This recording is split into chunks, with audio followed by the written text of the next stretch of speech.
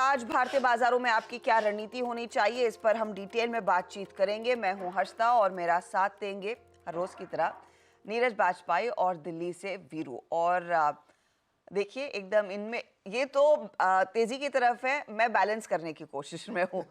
मैं किसी तरह का पक्ष नहीं रखूंगी, लेकिन हाँ, फेस्टिव फीवर में हम आ चुके हैं। दिवाली की तैयारियां पूरी है। बस उम्मीद यही है कि जो थोड़ी बहुत रौनक मार्केट्स में पकड़ देखी गई थी वो जारी रहे, कायम रहे। लेकिन आज के समीकरण क्या बैठ रहे हैं, ग्लोबल मार्केट से क्या संकेत हम लेकर आए हैं, अब तक मार्केट का ट्रेंड क्या है, वो पूरा डेटा पॉइंट आपकी स्क्रीन पर रखेंगे। पहले तो गिफ्ट निफ्टी एकदम शांत है, 4 पॉइंट की बढ़त पर ही कारोबार देखने को मिल रहा है। कल आपको याद होगा मार्केट में निचले लेवल से रिकवरी जरूर आई, लेकिन हल्के से नेगेटिव टिक पर हम जाकर बंद होते दिखाई दे रहे थे। तो निफ्टी का ट्रेंड अब तक क्या बना है वो डेटा पॉइंट आपकी स्क्रीन पर लेकर आएंगे, और कल से आज तक अमेरिकी मार्केट से क्या क्यों मिला वो भी आपकी स्क्रीन पर लेकर आएंगे। ये देखिए पिछले कुछ सत्रों का ट्रेंड। 5 ट्रेडिंग सेशंस में 3 ट्रेडिंग सेशंस रहे हैं जहां पर अच्छी तेजी भारतीय बाजारों ने दिखाई है। ये निफ्टी का हाल है। कल एक फ्लैट मार्केट था और ऐसा ही फ्लैट शुरुआत की इशारा आज भी बनता दिखाई दे रहा है। निफ्टी बैंक, और निफ्टी बैंक के लिए आज का दिन तो बहुत अहम है। हालांकि बार बार कहा जा रहा है कि निफ्टी बैंक में ज्यादा कुछ एक्शन है नहीं, लेकिन अगर आप डेटा पॉइंट्स देखें, 1 नवंबर सीरीज की शुरुआत को छोड़कर अगले 4 सत्रों में तेजी देखने को मिली है। ट्रिपल डिजिट 3 दिन तो 300 पॉइंट से ज्यादा का इजाफा रहा। कल भी मार्केट में करीब करीब 100 पॉइंट तक की बढ़त देखने को मिली, और आज है निफ्टी बैंक की एक्सपायरी वाला दिन। तो ये इंडेक्स आज के लिहाज से ज्यादा कॉन्टेक्स्ट में आएगा और यहां पर ज्यादा एक्शन देखने को मिल सकता है। लेकिन किन क्यूज पर हम एक्ट करेंगे और फिर आपके लिए पेश करेंगे स्ट्रैटेजी कि कहां पर तेजी करनी है और कहां पर मंदी। ग्लोबल क्यूज की तस्वीर आपकी स्क्रीन पर लेकर आते हैं। आज ऑफ कोर्स बड़े नतीजों वाला दिन है। बाटा इंडिया, पिडिलाइट, यूएसएल जैसे ट्रेड्स, फार्मा में ऑफ कोर्स लुपिन जैसी कंपनियां, एमसीएक्स, भेल, अब देखिए लंबी लिस्ट है। 11 वायदे वाली कंपनियों के नतीजे आ जाएंगे तो वहां पर बड़ा एक्शन देखने को जरूर मिलेगा, और कुछ स्टॉक्स में तो वैसे भी नंबर से पहले रनअप नजर आ चुका है। लेकिन विदेशी मार्केट से क्या संकेत हैं? कल जब हम भारतीय बाजार बंद कर रहे थे तब आपको याद होगा एक हल्की सी गिरावट यूरोप के मार्केट में थी, और जो अमेरिकी बाजार के फ्यूचर्स थे वो एकदम शांत थे, हल्का फीकापन दिखा रहे थे। तो हमने लगभग इस समय अगर देखा हो, नैस्डैक में अच्छी रिकवरी आई है, तो उसको अब शायद हम एम्यूलेट करेंगे निफ्टी आईटी के जरिए। डाउ फ्यूचर्स लगातार 7वां सत्र है जहां पर तेजी के साथ हमने मार्केट को अमेरिका में बंद होते देखा है। डाउ फ्यूचर्स इशारा आज सुबह में कर रहा है कि 11 पॉइंट नीचे है वो। नैस्डैक फ्यूचर्स फ्लैट है, एसएनपी फ्यूचर्स भी फ्लैट है। तो कल से आज का अगर आप समीकरण देखें तब और अब का डेटा, कल हम थोड़ा सा 33,072 के आसपास डाउ को छोड़कर गए थे, इस समय 34,200। तो उतना कैचअप करना है भारतीय बाजारों को, और नैस्डैक में तो अलग जो रैली बनी सो बनी, तो उसको लेकर भी एक अच्छा खासा प्ले बनता दिखाई देगा। वो एक चीज है, यानी कि स्ट्रेंथ वहां पर ठीक ठाक है, बनी हुई है। दूसरी तरफ हमारे फेवर में एक और बड़ी चीज जा रही है, वो है कच्चा तेल। कच्चे तेल में एक अच्छा खासा कूल ऑफ देखने को मिला। $81 के आसपास भाव आ गए हैं। अगर आप प्राइस टू प्राइस देखें तो $3-3.5 तक की गिरावट देखने को मिली। बॉन्ड यील्ड में कुछ कूल ऑफ बनता दिखाई दिया है। डॉलर इंडेक्स की जस का तस है, और थोड़ा सा करीब $2 का इजाफा सोने में देखने को मिला है। अब इन सब चीजों को खबरों में पिरोया जाए तो कल ओवरनाइट हुआ क्या, कैसे पढ़ें उस ग्लोबल क्यू को। कंस्ट्रिंग गिफ्ट निफ्टी बहुत फ्लैट है, एकदम शांत, सुस्ती के मूड में है। नीरज जी हमारे साथ है। नीरज जी गुड मॉर्निंग, बताइए हुआ क्या? 7वां कंसेक्यूटिव सेशन तेजी का, लेकिन एक्चुअली फाइन प्रिंट क्या कहता है? माफ कीजिए, बिल्कुल सही कहा आपने कि लगातार 7 दिन की तेज़ी है, और तमाम ब्रोकरेजेस अपने क्लाइंट को यही रिपोर्ट दे रहे हैं कि बहुत मंदी या बहुत सेल ऑफ हो गया, वो ओवर रेटेड है, अब हमें बाई की तरफ जाना चाहिए। कल अगर आप तीनों इंडाइसेस देखें तो नैस्डैक में थोड़ी ज़्यादा तेज़ी दिख रही है, क्योंकि एक डेटा कंपनी का रिजल्ट आया, बहुत अच्छा रिजल्ट आया, तो उसमें 20-28% की तेज़ी थी। उबर में नतीजे उतने अच्छे नहीं थे, लेकिन आउटलुक ठीक था, उसमें तेज़ी निकल के आई। तो इस तरह कुछ पॉकेट्स में तेज़ी थी, इसलिए वहाँ पे तेज़ी हुई। लेकिन ये बहुत मैटर इसलिए नहीं कर रहा है क्योंकि ओवरऑल मूड मार्केट का अच्छा है इस समय, लोग तेज़ी की बात कर रहे हैं और इसीलिए लगातार उसमें तेज़ी बनी हुई है। तो जो एक ट्रेंड बना है फेड की उस मीटिंग के बाद से, उसमें कंटिन्यूस तेज़ी है और वो कंटिन्यू कर रही है। दूसरा फैक्टर ये है कि अभी लोगों को भरोसा है कि 10-12 तारीख की जो मीटिंग है दिसंबर में, उसमें फेड की तरफ से कोई ऐसा संकेत नहीं है, क्योंकि इस हफ्ते 3 लोगों की स्पीचेस हैं फेड के तमाम अधिकारियों की। लेकिन इसकी वजह से कुछ कंसर्न्स भी पैदा हो रहे हैं। पहला कंसर्न ये है कि कल जो क्रूड गिरा, WTI आप देखिए $80 से नीचे आ गया है, और जो ब्रेंट है वो आपका 85-83 के नीचे आ गया है शायद। इसके पीछे का जो कारण है वो चिंता की बात है। कल सबसे बड़ी खबर ये आई कि चीन का जो आंकड़ा आया है एक्सपोर्ट डेटा, वो बहुत कमज़ोर है, बहुत ही वीक डेटा आया है। चीन का एक्सपोर्ट YOY इस महीने में 6.5% गिरा है, जो कि एक्सपेक्टेशन से बहुत ज़्यादा है। उम्मीद ये थी कि शायद $82-83 बिलियन के आसपास होना चाहिए, वो $56 बिलियन आया एक्सपोर्ट का डेटा। तो अगर चीन जैसी बड़ी इकॉनमी, जहाँ पे जो सेकंड लार्जेस्ट क्रूड इंपोर्टर है, अगर वहाँ दिक्कत आ रही है तो ये कंसर्न होना चाहिए। तो पहले चिंता का साइन ये था क्रूड गिरने का, ये मैं क्रूड के संदर्भ में बता रहा हूँ। दूसरा, US का जो ट्रेड डिफिसिट है अमेरिका का, वो भी बहुत बढ़ के आया है। वो भी जो है करीब 58-59 बिलियन डॉलर के आसपास की उम्मीद थी, 61 बिलियन डॉलर है। तो बिग पिक्चर में अगर आप देखेंगे तो डिमांड घटना है। इसका मतलब होता है सीधे सीधे कि क्रूड की डिमांड घट रही है और सप्लाई अभी उसी लेवल पे बनी हुई है जिस लेवल पे ओपेक ने बना रखी है। तो अगर कांस्टेंट सप्लाई पे डिमांड घट रही है या आशंका है और आगे घटने की, तो क्रूड में एक फॉल आया है। ये टेक्निकल रीज़न है क्रूड फॉल का। अब एक क्रूड का चार्ट मैंने भेजा था, अगर डॉक्टर साहब आप वो दिखाएं तो मैं उसमें एक्सप्लेन करूँ कि क्रूड में यहाँ से क्या होने वाला है। क्रूड ने अपना 200 डेमा का लेवल टच किया है। ये एग्जैक्टली वहीं पे है जहाँ से एक बड़े बाउंस की उम्मीद या तो आइदर साइड की होगी। अगर ये गिरा यहाँ से तो 20-30% की फॉल आएगी क्रूड में। अगर यहाँ से चला तो लगभग इतनी ही है, मतलब फिर से वो 90 का राइज 90-95 गेन करेगा। ये इसलिए क्योंकि दोनों के बहुत सॉलिड कारण हैं। अगर दुनिया भर में इस तरह के संकेत आ रहे हैं कि दो बड़ी इकोनॉमीज़ में प्रॉब्लम आ रही है, तो फिर क्रूड गिरेगा। और अगर नहीं आ रही है, ये हाई फ्रिक्वेंसी डेटा मान के लोग इग्नोर करेंगे, तो यहाँ से चलेगा। इसलिए क्रूड का ये लेवल बहुत इंपॉर्टेंट है, ध्यान रखिएगा। तो ये दो फैक्टर थे जिसकी वजह से मार्केट में कल वहाँ पे एक म्यूटेड पॉजिटिव सेशन था। लेकिन क्रूड आज का सबसे बड़ा स्टॉक ऑफ द डे आप लोग कहते हैं, या इवेंट ऑफ द डे, या जो कुछ भी कह लें वो है। भारत के लिए अच्छी खबर है, कल ऑयल मार्केटिंग कंपनी ने पहले एज्यूम कर लिया था कि बहुत तगड़ी तेजी देख ली, क्रूड ऐसे ही गिरने वाला है। तो मुझे लगता है कि ये सारी आज की कहानी है। जो तेज़ी का माहौल अभी भारत में बना हुआ है, ये सिर्फ दिवाली तक है हर्षदा, इसके बाद लॉन्ग नहीं करना है। ये तो उन्होंने पटाखा ही ऐसे हाथ में फोड़ दिया है। नहीं, मैंने पहले कहा था शॉर्ट नहीं करना, मैं कह रहा हूं दिवाली तक उसके बाद लॉन्ग नहीं करना है। लॉन्ग नहीं। अच्छा ये बताइए, ये जो कच्चे तेल में तेजी आ रही है, कि इजराइल हमास वाला युद्ध भूल गए? इजराइल हमास में भूल नहीं गए हैं। उसमें बहुत सिग्निफिकेंट डेवलपमेंट हुआ जो हम लोग डिस्कस भी कर रहे थे कल, कि उन्हें टैक्टिकल ट्रूस की बात की है, दोनों के बीच में बात हुई है। और कल 20 और मिसाइल दाग दी। नहीं, वो तो कंटिन्यू है, वो तो हिजबुल्ला भी इनके ऊपर दाग रहा है, ये भी उनके दाग रहा है। उनके एक मिनिस्टर ने कहा कि न्यूक्लियर बम फोड़ देना चाहिए, निक्की हेली ने कहा फिनिश। तो ऐसे स्टेटमेंट आ रहे हैं, लेकिन ग्राउंड पर भी सिचुएशन कंट्रोल्ड है अभी तक। आई डोंट नो, हो सकता है कि एस्केलेट हो जाए, और एस्केलेट होगा तो क्रूड फिर कहीं भी जा सकता है। आपको याद होगा कल एक मॉर्गन स्टैनली की बहुत इंपॉर्टेंट रिपोर्ट आई है। उन्होंने ये बिल्कुल वो वाली कहानी है ना कि ऐसा होगा तो वैसा होगा, कि $110 रहेगा तो इंडिया की बहुत प्रॉब्लम हो जाएगी। अरे $110 पहले जाने दो तो भाई, अभी तो 80 के नीचे है। तो लेकिन कुछ ना कुछ वो देख रहे होंगे शायद। हमारे लिए सिल्वर लाइनिंग है क्या कि प्राइस कट आएगा? किसमें? अरे कच्चे तेल को देखकर अभी तो इलेक्शन सीजन भी शुरू हो गया। प्राइस कट मुश्किल है उसका। 81 पर नहीं काटेंगे तो कब काटेंगे? नहीं काटेंगे। मुझे तो बल्कि अदरवाइज लगता है कि इसमें हो सकता है, क्योंकि आप अपनी देखिए डॉलर कमजोर नहीं हो रहा है। वो दिक्कत है, डॉलर भी उतना स्ट्रांग बना हुआ है। कल बॉन्ड यील्ड भी ऊपर गई, हालांकि वो बॉन्ड बेचने की वजह से आ रही है। तो मुझे नहीं लगता कि प्राइस कट तो मुश्किल लग रहा है मुझे। रेट कट, प्राइस कट कुछ नहीं है, मुझे लगता है ऐसे ही सस्टेन चलेगा। चलिए, तो नीरज जी ने आपके लिए सिचुएशन सामने रख दी है। आज की हेडलाइन यही है कि देखिए, जो भी ट्रेड बनेगा वो कच्चे तेल को देखकर ही बनेगा। ग्लोबल मार्केट से जो संकेत है वो एकदम फ्लैट है। गिफ्ट निफ्टी हम जब शुरू कर रहे थे 4 पॉइंट, फिर 1 पॉइंट, अब 7 पॉइंट ऊपर ट्रेड करता हुआ दिखाई दे रहा है, शांत है वो। लेकिन डेटा पॉइंट्स में एक और फैक्टर है जिस पर नजरें रहती हैं, FII DII का आंकड़ा, और वीरू आपको बताएंगे कि यहाँ पर कैसे पढ़ना है पूरे डेटा पॉइंट्स को। कल के सत्रों में भी अगर आप देखें तो एफआईआईज ने कुछ हल्की सी बिकवाली की है, लगभग 500 करोड़ के आसपास की। डोमेस्टिक इंस्टीट्यूशंस स्टेप अप कर रहे हैं, जब मौका मिल रहा है वो खरीदारी कर रहे हैं। तो कल डीआईआईज की तरफ से कैश में 700 करोड़ तक की खरीदारी हुई है। अब तक आप देखिए 1 नवंबर, इस सीरीज का ही डेटा पॉइंट आपकी स्क्रीन पर लेकर आएंगे।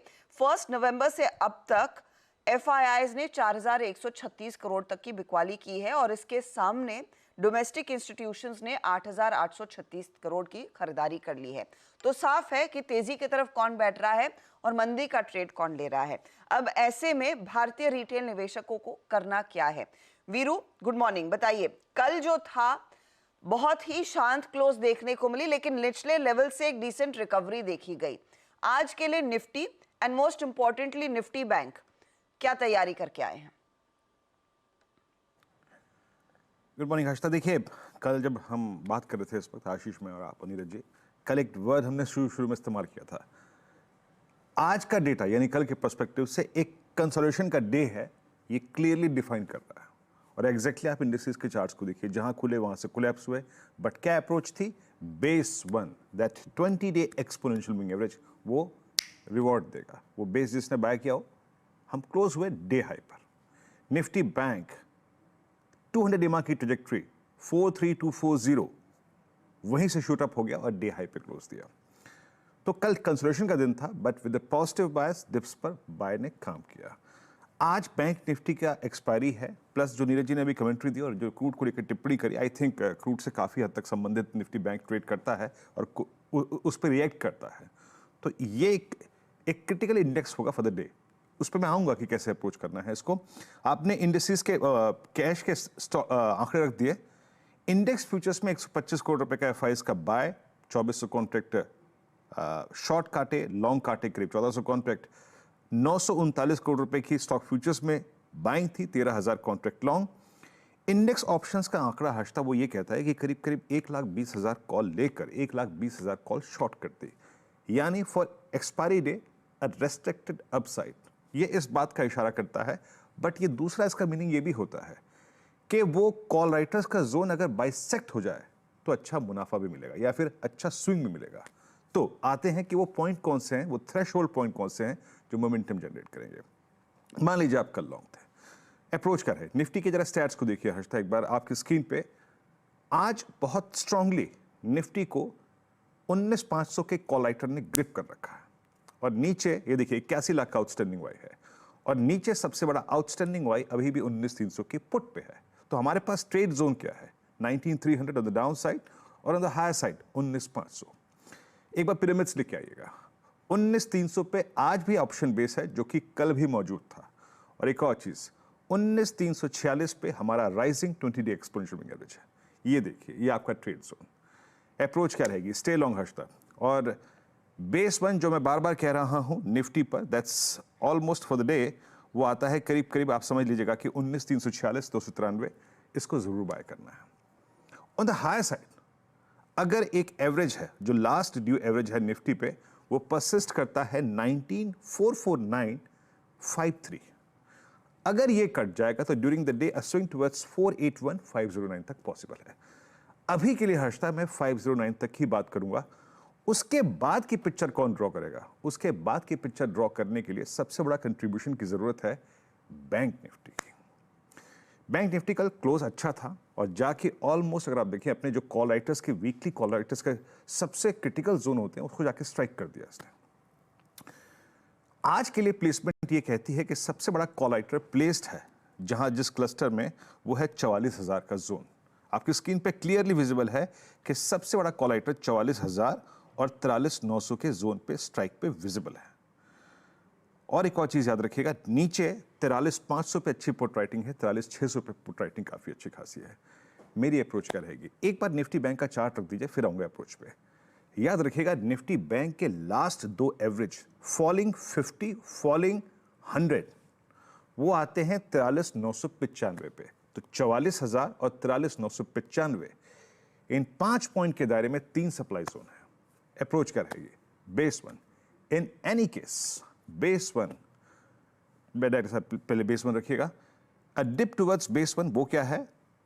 43571, 43440, डेफिनेटली बाय है। डेफिनेट बाय है। ऑन द हायर साइड अगर ऊपर की तरफ स्विंग कटता है 43,873 का, तो याद रखिएगा वो हम फॉलिंग 10 डेमा और फॉलिंग 50 डेमा और 100 डेमा के जोन को टेस्ट करेंगे, दैट 43,997। अग्नि परीक्षा, अगला swing, momentum, short covering, Harshada इस बात पे निर्भर करेगा कि आप कैसे इस जोन को 43,997 और 44,081, अगर ये आप 85 पॉइंट काटते हैं तो जिसे कहते हैं expiry related short covering swing, वो आएगा और वो हायर पिवट पॉइंट्स को टेस्ट करने का मौका देगा। हर्षदा, तो ये निफ्टी बैंक के लिए अहम लेवल्स रहेंगे। 43,997 के पार निकले तो देखते हैं यहाँ पर कितनी और शॉर्ट कवरिंग जोर पकड़ती हुई दिखाई देगी। और निफ्टी के लिए भी पहला रेजिस्टेंस जैसे वीरू मेंशन करे थे 19,449 के आसपास है। और ट्रैजेक्टरी वही रही है कि हम 500 की तरफ 19,500 की तरफ बढ़ने की कोशिश करेंगे अगले कुछ ट्रेडिंग सेशंस में। इस सब के बीच आज खबरों के लिए क्या अहम निकल कर आएगा, अब हमारे साथ सुमित भी जुड़ गए आज सुबह में।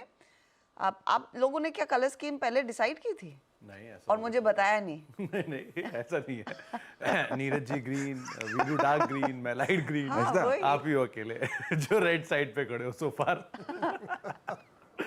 चलिए, लेकिन कुछ स्टॉक्स की बात करते हैं। वैसे मेजरली अब अर्निंग्स के पीक पर हम खड़े हैं, तो सबसे ज़्यादा अर्निंग्स इस समय आएंगे अगले 2-3 दिनों में ही। तो कुछ नंबर्स इसमें, पावर ग्रिड ये नंबर निफ्टी का जो कल बाजार बंद होने के बाद आया, तो पहले इस नंबर के ऊपर हम नजर रखेंगे। आप कह सकते हैं पावर ग्रिड के नंबर अनुमान से थोड़े से नीचे आते हुए दिखाई पड़े हैं। 3,781 करोड़ रुपए का एक मुनाफे का नंबर आया, करीब 3900 करोड़ रुपए का एक अनुमान था बाजार में। रेवेन्यूज 11,267 है, 11,900 करोड़ रुपए के आसपास का अनुमान था। एबिटा करीब 9,908 करोड़ आया, जो कि 10,000 प्लस करोड़ रहने का अनुमान था। और मार्जिन मोर लेस अनुमान के आसपास 87% करीब मार्जिन का नंबर आया। तो ये अनुमान से स्लाइटली मिस साइड पे आप रखेंगे। 4 रुपए का डिविडेंड आया। दीपक नाइट्राइट ये नंबर क्यू ऑन क्यू और वाई वाई दोनों लिहाज से थोड़ा सा पिकअप करके गया इस बारी। करीब 205 करोड़ रुपए का मुनाफा है, रेवेन्यू 1778 करोड़ रुपए है, एबिटा 302 करोड़ रुपए आया और मार्जिन 17% है। तो ये अनुमान से स्लाइटली बेटर साइड पर है, क्यू ऑन क्यू में भी और वाई वाई बेसिस पे भी। तो ये ऑलरेडी केमिकल के नंबर सारे स्टेबलाइज होते हुए दिखाई पड़ रहे हैं, तो उस लिहाज से भी आप इस पर नजर रखेंगे। श्री सीमेंट में नंबर्स वैसे अनुमान के आसपास ही हैं। 491 करोड़ रुपए का एक मुनाफे का नंबर आया, 453 का अनुमान था। रेवेन्यूज करीब 4,584 करोड़, 4,400 करोड़ रुपए का एक अनुमान था। एबिटा 870 करोड़, 874 करोड़ का अनुमान था और मार्जिन 19.5% का अनुमान था, 19% है। मार्जिन स्लाइटली मिस है, लेकिन बाकी नंबर बेटर साइड पे आप काउंट करके चल सकते हैं। अपोलो टायर ये एक अच्छे साइड पे नंबर आए हैं, करीब 18-18.5% के मार्जिन है। एबिटा करीब 62% बढ़ा, रेवेन्यू में भी 5% का एक बड़ा जंप है और मुनाफा करीब 473 करोड़, मल्टीफोल्ड जंप यहाँ पे हुआ है मुनाफे के नंबर में। तो बढ़िया नंबर अपोलो टायर्स की तरफ से आते हुए दिखाई पड़े हैं। आखिरी के 2 नंबर्स में कमिंस जहाँ पर 328 करोड़ रुपए का एक नंबर आया है, अनुमान था 288 करोड़ का। रेवेन्यू 1900 करोड़, 2074 करोड़ का अनुमान। एबिटा करीब 293 करोड़, 317 करोड़ का अनुमान और मार्जिन 15.5 का था और आया है करीब 15.5। तो कुछ चीज़ें मिली, कुछ चीज़ें मिस हैं, तो ये मिला जुला नंबर आप कह सकते हैं। IRCTC बेटर साइड पर है, स्लाइटली इनके मार्जिन मिस हुए हैं। 30% के आसपास का एक जंप है कंपनी के मुनाफे में। रेवेन्यूज करीब 23% बढ़ा है, एबिटा 366 करोड़ रुपए इस तिमाही में रहा है और मार्जिन 36-37% के आसपास है। तो मार्जिन स्लाइटली मिस है, लेकिन अदरवाइज नंबर बेटर साइड पर आप मान के चल सकते हैं। 2 खबरें, जिनमें एक SJVN जिसको 200 मेगावाट का एक सोलर पैनल UPCL से लेने के लिए एक LOC मिला है, और उसके अलावा इंटरग्लोब एविएशन, जहाँ पे ये इंपॉर्टेंट खबर इनफैक्ट कि कंपनी 30 से लेकर 35 एयरक्राफ्ट ग्राउंडेड होने की बातचीत कर रही है, जो कि मार्च 2024 तक ग्राउंडेड हो सकते हैं ये कंपनी के एयरक्राफ्ट। करीब 40 ऑलरेडी ग्राउंडेड हैं और 30 से 35 और नए ग्राउंडेड होने की बातचीत हो रही है। तो ये कंपनी के लिए एक स्पेशली तब जबकि आपका सबसे बड़ा मार्केट शेयर है, एक थोड़ा बहुत इंपैक्ट कर सकता है। तो इस लिहाज से भी आप इस पर नजर रखेंगे। तो इनफैक्ट अब ये सारे वो स्टॉक्स रेडार पर रहेंगे नंबर्स के लिहाज से, लेकिन इंटरग्लोब एविएशन एक बड़ी डेवलपमेंट है। देखते हैं आज स्टॉक कैसे खुलता है। चलिए इस मोड पर लेंगे एक छोटा सा ब्रेक और कच्चे तेल में जो मुनाफा वसूली होती दिखाई दी है उसको लेकर आज का ट्रेड क्या बनेगा, कमोडिटी मार्केट की तरफ से क्या इशारा है, उस पर भी एक चेक लेंगे ब्रेक के बाद।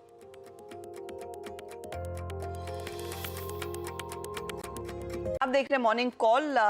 गिफ्ट निफ्टी से संकेत थोड़े से बेहतर होते हुए, लेकिन हल्की शांत शुरुआत की तरफ इशारा है।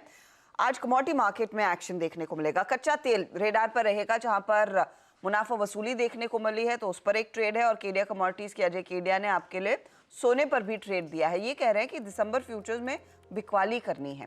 टारगेट इनका 60,320 से 60,100 का है और स्टॉप लॉस आप 60,750 के आसपास लगाइएगा। दूसरी तरफ MCX में कच्चे तेल नवंबर सीरीज में ही बेचकर चले। 6,600 पर शॉर्ट करने का कॉल है ये। 6,450 6,380 तक के लेवल्स देखने को मिल सकते हैं। तो ग्लोबल मार्केट्स में जो क्रैक्स आ रहे हैं उसका कुछ इम्पैक्ट इधर भी बनता दिखाई देगा। एक शॉर्ट साइड का ट्रेड आप लेकर चले। लेकिन केडिया साहब कह रहे हैं कि आपको जिंक में तेजी करनी है। नवंबर सीरीज में तेजी करें, 225 के आसपास बाय करना है। टारगेट 22750 से 229 के आसपास रहेगा। MCX पर स्टॉप लॉस करीब करीब 223 पर लगाना है।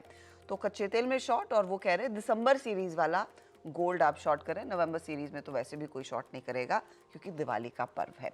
चलिए इसी के साथ हम लेंगे आपसे इजाजत।